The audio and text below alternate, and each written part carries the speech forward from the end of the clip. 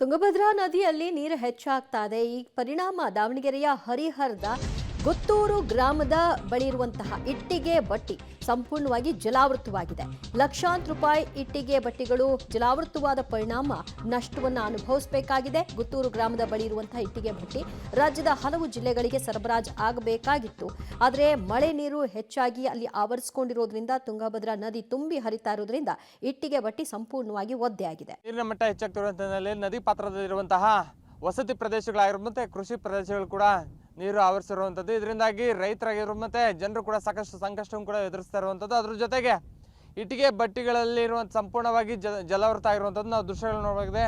ಇಟ್ಟಿಗೆ ಬಟ್ಟಿ ಅಂದರೆ ದಾವಣಗೆರೆ ಜಿಲ್ಲೆ ಹರಿಹರ ತಾಲೂಕಿನ ಗುತ್ತೂರು ಬಳಿ ಇರುವಂತಹ ಇಟ್ಟಿಗೆ ಬಟ್ಟಿಗಳು ಇಲ್ಲಿ ಸಾಕಷ್ಟು ಒಂದು ಪ್ರಸಿದ್ಧಿಯನ್ನು ಕೂಡ ಹೊಂದಿರುವಂಥದ್ದು.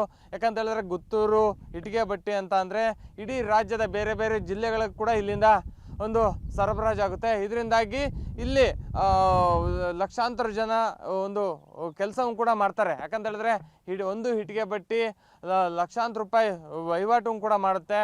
ಮತ್ತು ಇದರಿಂದಾಗಿ ಸಾಕಷ್ಟು ಜನರು ಕೂಡ ಒಂದು ಜೀವನ ಕೂಡ ನಡೆಸ್ತಾರೆ.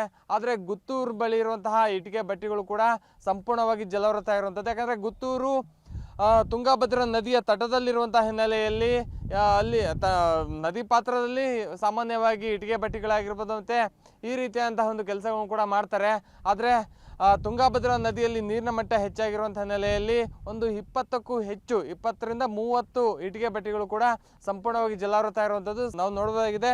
ಇದು ಕೇವಲ ದಡದಲ್ಲಿರುವಂತಹ ಒಂದು ಇಟ್ಟಿಗೆ ಬಟ್ಟಿ. ಇನ್ನೂ ಜಾಸ್ತಿ ಆ ಭಾಗದಲ್ಲಿ ಏನು ಸಂಪೂರ್ಣವಾಗಿ ಮುಳುಗೋಗಿರುವಂತಹ ದೃಶ್ಯಗಳು ಕೂಡ ಲಭ್ಯವಾಗ್ತಿರುವಂಥದ್ದು. ಪ್ರಮುಖವಾಗಿ ಈ ಭಾಗದಲ್ಲಿ ಒಂದು ಇಟ್ಟಿಗೆಗೆ 7ರಿಂದ 8 ರೂಪಾಯಿ ಬೆಲೆ ಇರುತ್ತೆ. ಸಾಮಾನ್ಯವಾಗಿ ನಾವು ಒಂದು ಇಟ್ಟಿಗೆ ಬಟ್ಟಿಯಲ್ಲಿ ನೋಡಬಹುದಾಗಿದೆ ಒಂದು ಲಕ್ಷಾಂತರ ರೂಪಾಯಿ ಇಟ್ಟಿಗೆಗಳು ಕೂಡ ಈಗಾಗಲೇ ನೀರು ಜಲಾವೃತ